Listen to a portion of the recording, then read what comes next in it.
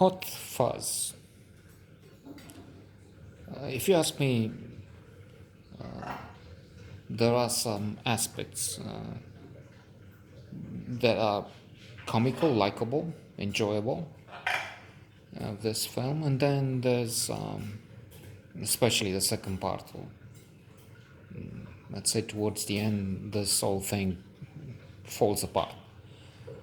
For this viewer, it's not to say that this film was not popular or appreciated. In fact, critics have been, if not delighted, pleased with it.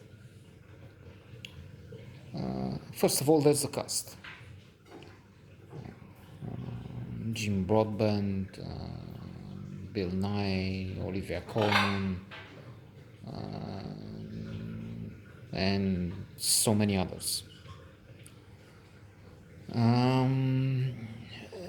Then, for the first part of the film, we are entertained with quite amusing character, police officer, as he insists, who is quite arrogant, pretentious, very competent, more than competent, what am I saying? He's so good, he's winning so many prizes, and he's so efficient, arresting,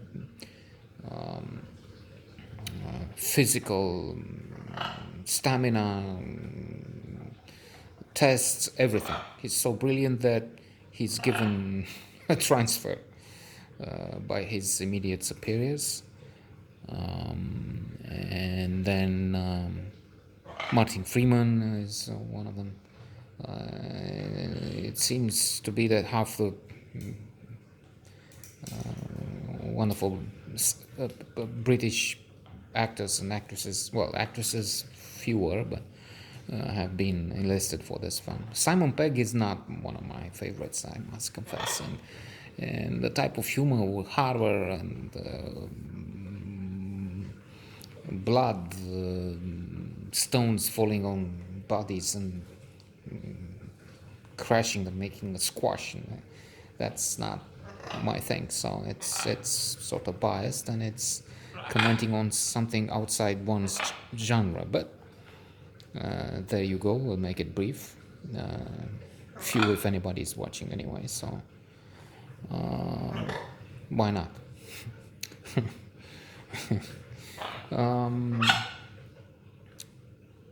So he's dispatched from the capital to this remote place without criminality, basically. We will see why. In fact, let me anticipate, because Terminate's a comedy, and it's not like the whole spice, the whole thing relies on who is doing what, and I will not say about that. I will just say that there is something wrong going on there, and it appears to be quiet, but it's just that they're covering up many things. Let's just limit ourselves to that. And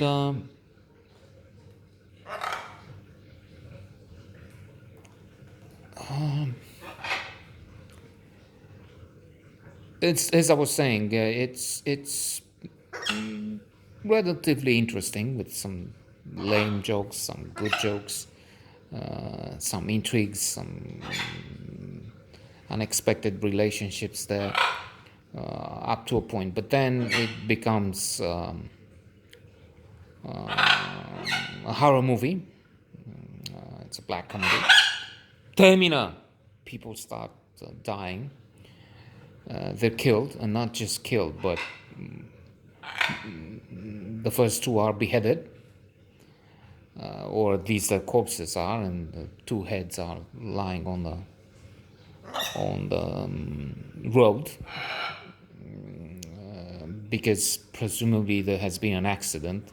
The killer is trying to, or the killers are trying to cover this up and present it as an accident. They run into something, and then as the car hit a tree or branches, they just had their heads chopped off. And I suppose this might be funny for some, It wasn't for me.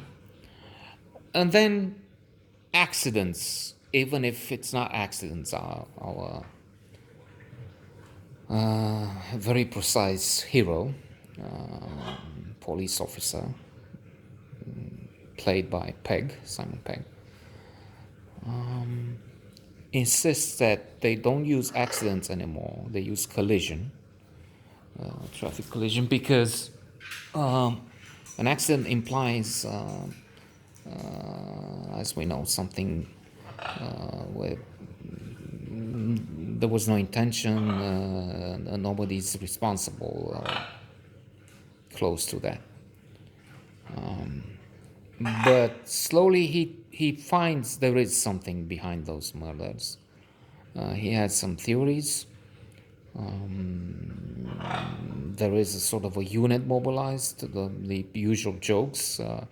He's coming in ready to be a ninja warrior, Bruce Lee type of character, but then he's just thrown out. And what can I say?